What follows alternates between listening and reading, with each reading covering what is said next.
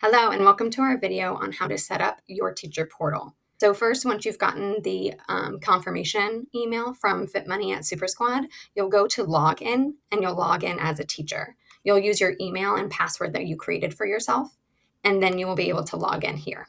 When you first see your portal, it will look like this. To start adding students, you can go to Add New Class, name your class, whatever is most helpful to keep you organized, choose the grade.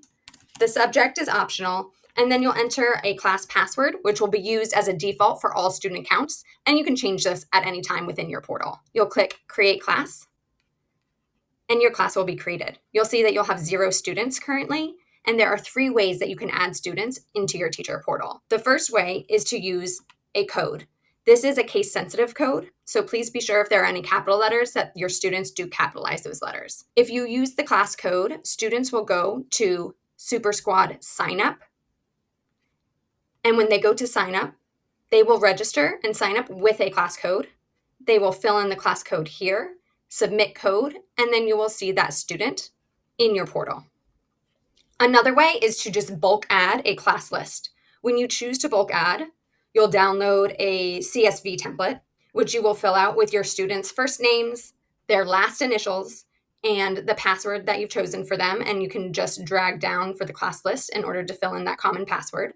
You'll save that to your computer, and then you'll go back, choose a file, upload the file, and you will see that your students will auto-populate. If you have a student to add that possibly joined your class later, you can add the students individually as well. You'll again put in their first name, their last initial. You'll choose to either use the class password or a custom one, and you can create that account.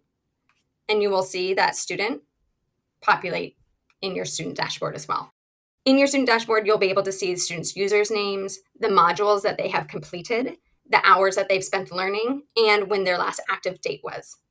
If you need to change anything, you can go to the arrow and you can change the password for your student, or you can edit their name, or you can reset their progress.